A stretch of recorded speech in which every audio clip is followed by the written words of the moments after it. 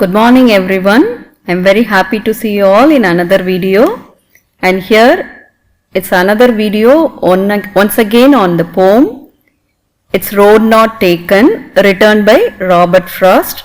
Earlier we have seen Mending Wall, written by Robert Frost, and now we are going to see something about the poem The Road Not Taken, written by Robert Frost. I am Dr. Malavilli from Department of English. Let's move on to the slides. So the road not taken. So from the title itself we can clearly understand that the poet is going to talk about the road which is not taken. But there is ambiguity there, which is not taken by him or which is not taken by others. The ambiguity continues throughout the poem with lots of literary devices and confusions and dilemmas. Let's see one by one. And here the Robert Frost, the poet, and he himself gives the pose of having dilemma in his mind, which becomes the common theme of all his poems. So now about the poem, The Road Not Taken. It was published in the year 1915 in the journal Atlantic Monthly. Once again, it was republished in 1916 in Mountain Interval. So why I just gave importance to the publication is, so in publication, the first publication which was published in 1915, he has written the whole poem. But in his republication, he has changed two things. Why he has changed and what is the reason for that change, we will see later. And the next one is the themes. Again, the common theme used by Robert Frost in all his poems, dilemma in human mind. So how painful it was for any human being to have a dilemma before getting into a decision. That was discussed by Robert Frost once again in this poem. And one more theme is divergence of paths. That is two opposite paths.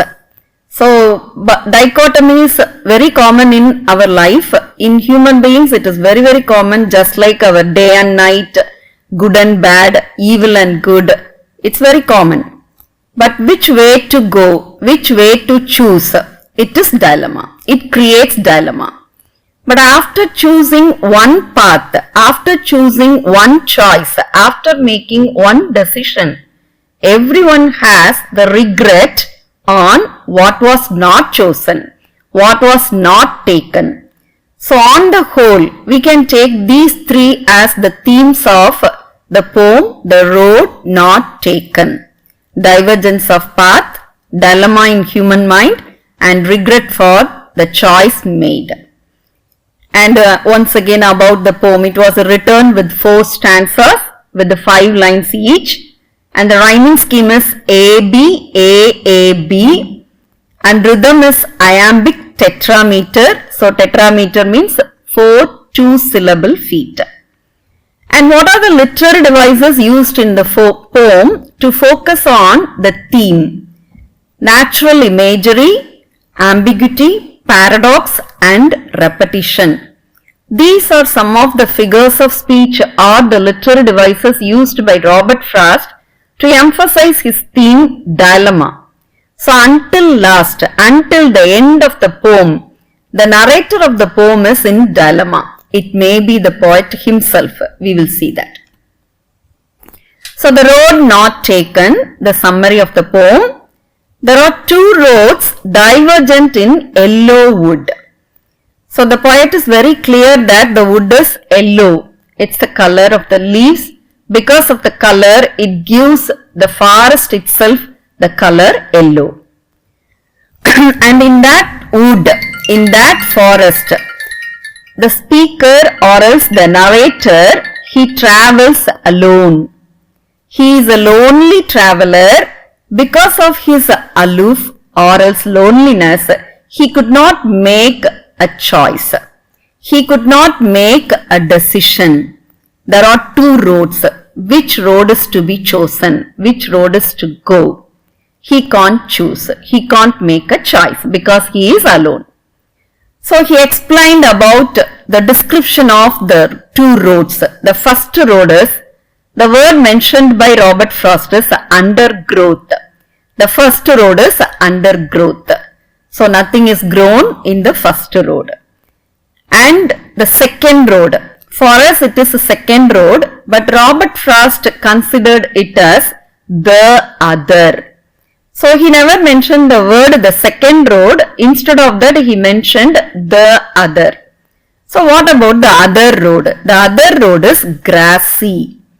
So complete opposite. The first road is undergrowth and the second road is grassy. The second road or else the other mentioned by Robert Frost is grassy. So it is divergent.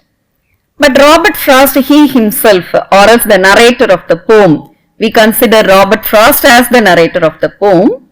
He considered better is the other road. So according to him, which one is better? The other road. For us it is the second road.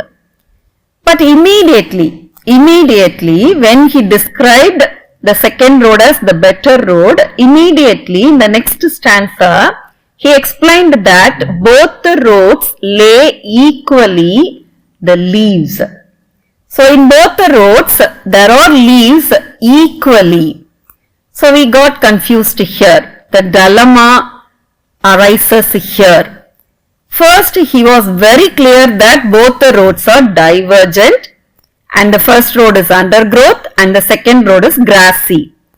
But in the third stanza, he just tried to tell that both equally lay. So we ourselves get confused whether it is really divergent or equally. In directional level, it may be opposite, but not in the description level, because in both the roads the leaves are there. But he has to choose the road, which one to be taken by the narrator. He kept the first for another day. The first road for another day. So it's very clear that he has not chosen the first road. So what should be taken? The only choice is the other road or else the second road according to us. But here Robert Frost never mentioned the word the other.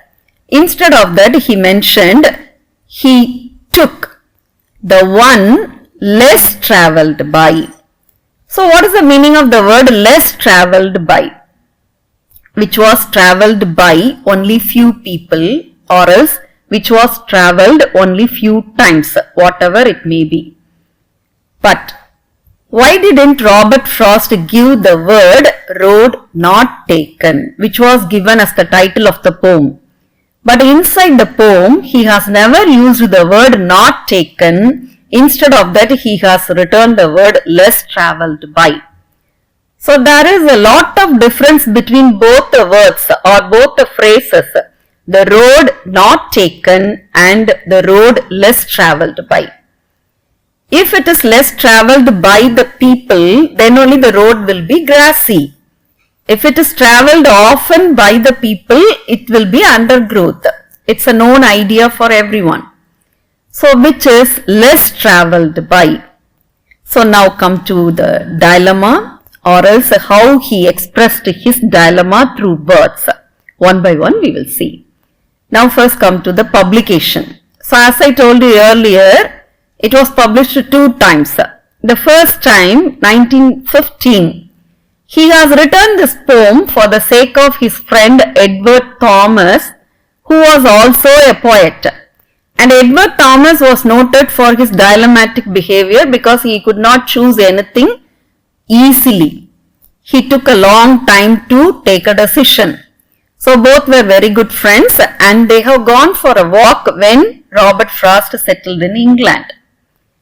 And afterwards, for a short time he was in England, but afterwards he has returned to his own house.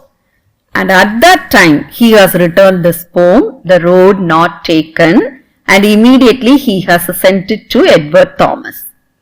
and he just read the poem and he immediately took the decision to enlist himself in World War I. So that was the important decision taken by Edward Thomas, the friend of Robert Frost, to take part in World War I, but unfortunately he was killed 2 years after. So this is one important incident or else autobiographical element in the poem, The Road Not Taken. And one more thing, what is the change made by Robert Frost in the second publication? In the first publication, the word marked was given in line number 13, but it was replaced by Robert Frost as kept in the republication.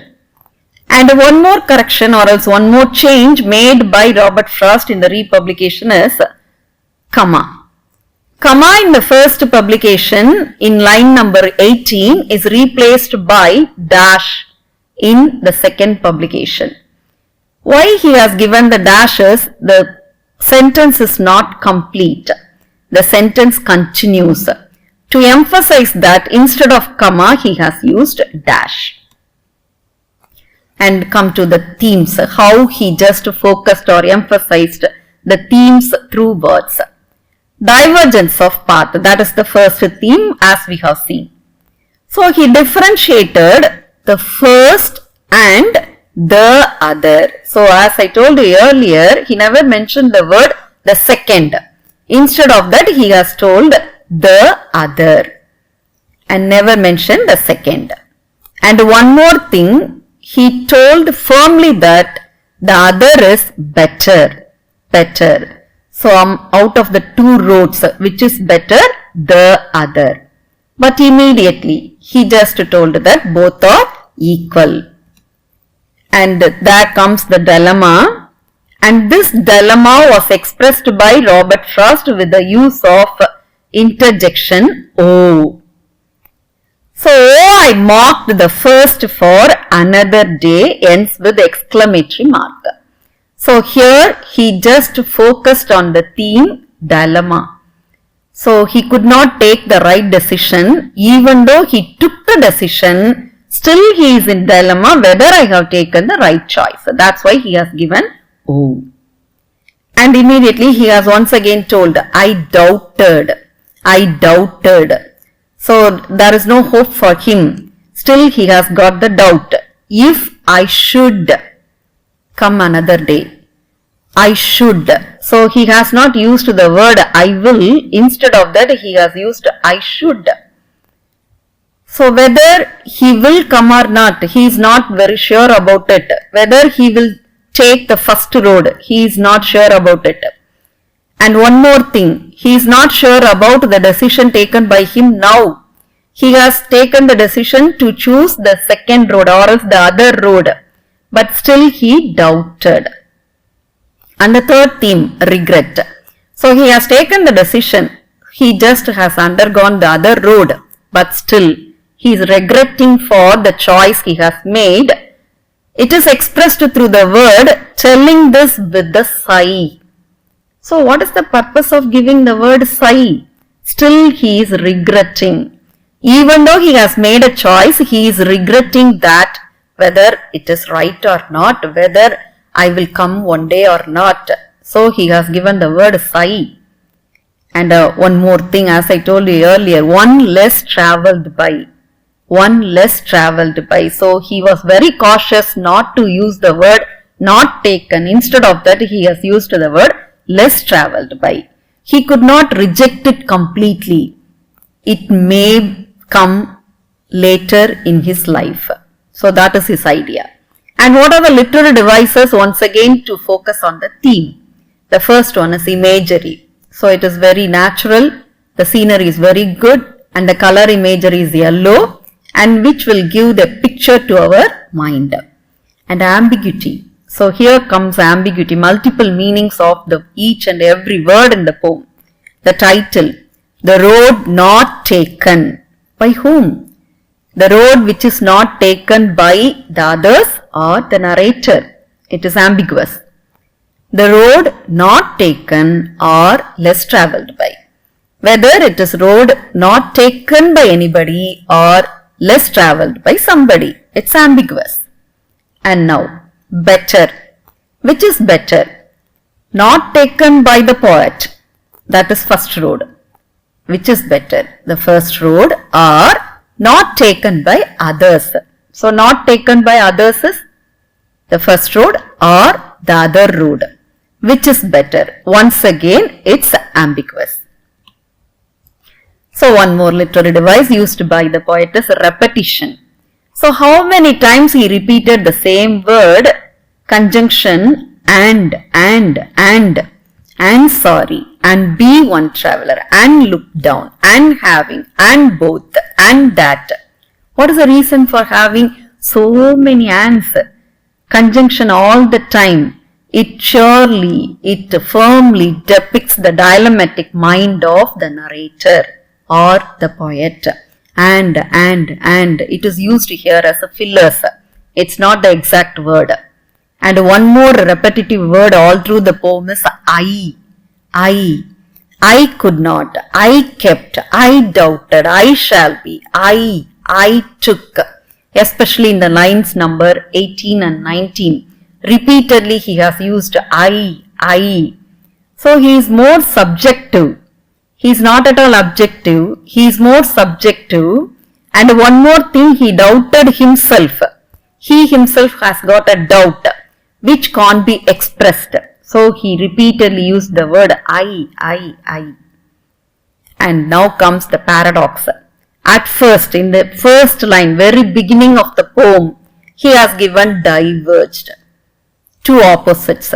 But in the third stanza, he has given the word equally. So the poem itself got the paradox. In the beginning it is diverged, but at the end of the poem, we can't say at the end of the poem, when it is nearing the end, the poet has given the word equally. So completely paradoxical consideration of the roads by the poet. Thank you. We will see in the one more video.